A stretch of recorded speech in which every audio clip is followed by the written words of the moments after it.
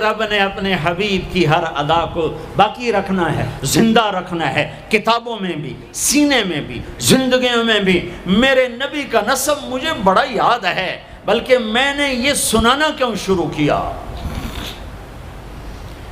ہمارے سندھ پنجاب میں مراسی ہوتے ہیں زمینداروں کے، جو آ کر جھوٹی تعریفیں کرتے ہیں،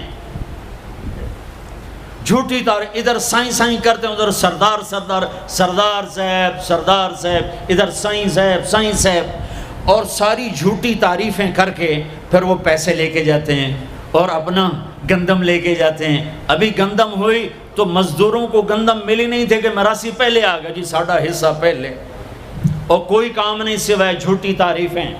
تو میں نے اپنے نبی کا نسب یاد کیا اور میں روزے پہ حاضر ہوا۔ میں نے کہا یا رسول اللہ، ہمارے مراسی ہمارے ماں باپ کی، ہمارے دادے پردادے کی جھوٹی تعریفیں کرتے ہیں اور ہم سے سب کچھ لے کر جاتے ہیں جو ہماری حیثیت ہے۔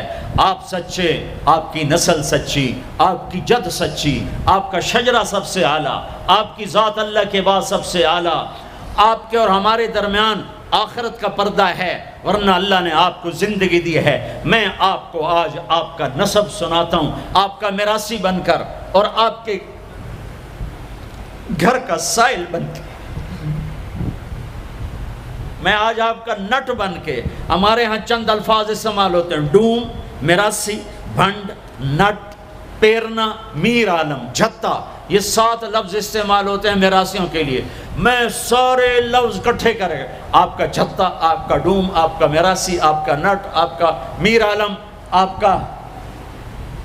آپ کی تعریف کرنے، آپ کے پیو دادی کی تعریف کرنے آپ کے در پر حاضر۔ آپ کا پیرنا، یہ ہمارے ہاں 7 نام ہوتے ہیں۔ میں نے کہا الصلاۃ والسلام علیک یا رسول اللہ بن عبداللہ بن عبد المطلب بن ہاشم بن عبد مناف بن قصی بن کلاب بن مرہ بن کعب بن لوی بن غالب بن فہر بن مالک بن نضر بن کنانہ بن خزیمہ بن مدرکہ بن الیاس بن مدر بن نزار بن معد بن عدنان بن عود بن حمیسہ بن سلامان بن عوس بن بوز بن قموال بن ابی بن عوام بن ناشد بن حزا بن بلداس بن یدلاف بن طابخ بن جاحم بن ناحش بن ماخی بن عیفی بن عبقر بن عبید بن الدعاء بن حمدان بن سنبر بن یثربی بن یحزن بن یلحن بن ارعوہ بن عیدی بن زیشان بن عیسر بن اقنات بن ایہام بن مقصر بن ناحر بن زارع بن سمی بن مزی بن عوض بن عرام بن قیدار بن اسماعیل بن ابراہیم بن آدر بن ناحور بن سروج بن رعو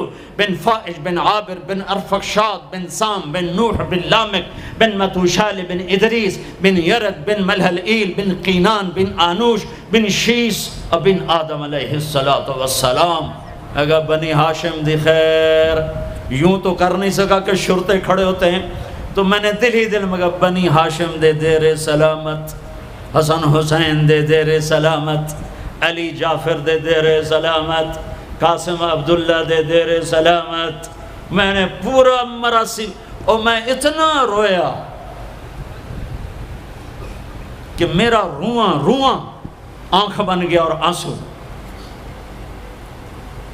یہ صبح کی بات، میں عصر پڑھ کے نکلا، نوجوان میرے پاس آیا، آپ طارق جمیل صاحب ہیں؟ جی۔ کیسے پہچانا تم نے؟ کہاں کے ہو؟ کہا میں ساؤتھ افریقہ کا ہوں۔ آپ کے ساتھ مجمع تھا، میں نے پوچھا یہ کون جا رہا ہے؟ انہوں نے کہا یہ پاکستان کے طارق جمیل صاحب ہے۔ کہا جی میں آج عصر کی نماز پڑھنے پہلے آ گیا، تو آ کے بیٹھا، مجھے بیٹھے بیٹھے نیند آ گئی، میں نے خواب میں اللہ کے نبی کی زیارت کیا، آپ نے فرمایا طارق جمیل کو میرا سلام پہنچا۔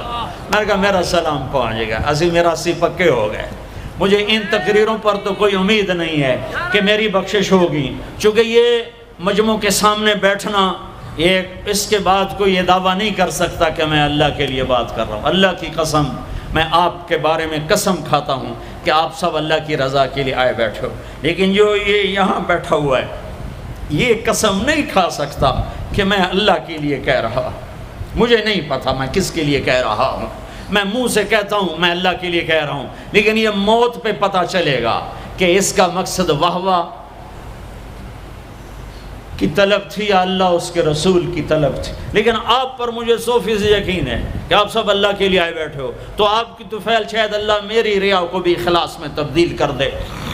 تو میرے یہ تصور میرے دل میں، اور میں ہر بیان میں اپنے نبی کا شجرہ بیان کرتا ہوں کہ ویسے بھی ہم لوگ اپنے نبی سے نا آشنا ہیں، ہمیں پتہ نہیں ہمارا نبی تھا کون، ہمارا نبی کیسا تھا، ان کی زندگی کیسی تھی، ان کے گھر کا کیسا تھا نظام، باہر کا کیسا، ہم جانتے نہیں۔ ہم سیکھو اپنے حبیب کی معاشرت سیکھو، تجارت سیکھو۔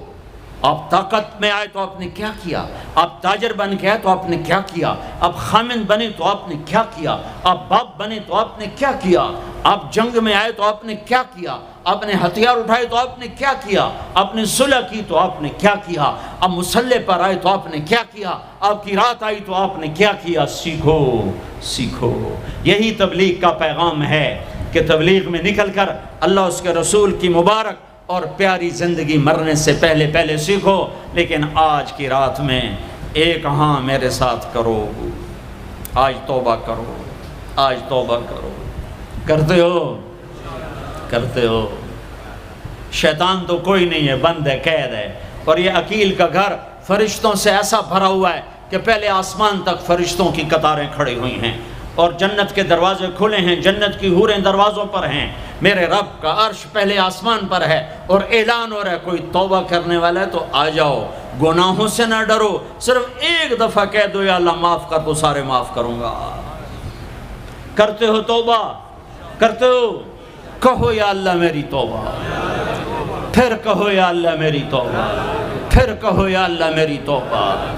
اب اگر تم نے دل سے کہی ہے اور اندر مسرات ہیں، انہوں نے دل سے کہا ہے، تو تمہیں مبارک ہو، تم سب ایسے ہو جیسے آج ماں کے پیٹ سے جنم لیا ہے، تمہارے سب گناہ معاف ہو گئے، اللہ خوش ہو گیا، فرشتے خوش ہو گئے، جنت سج دھج گئی، جنت کی حوریں تمہیں دیکھ کے خوش ہو رہی ہیں۔ مجھے میرے رب کی عزت کی قسم، میں اس کی رحمت کے دعوے پر کہہ رہا ہوں، آج یہاں جتنا بڑے سے بڑا گناہگار بیٹھا ہے، میں دعویٰ کرتا ہوں اگر اس نے دل سے اس شرط کے ساتھ دل سے توبہ کی ہے تو جا تجھے مبارک ہے، تیری زندگی کا آج پہلا دن ہے، تو آج ماں کے پیٹ سے نکلے ہے، تیرے سب معاف ہیں۔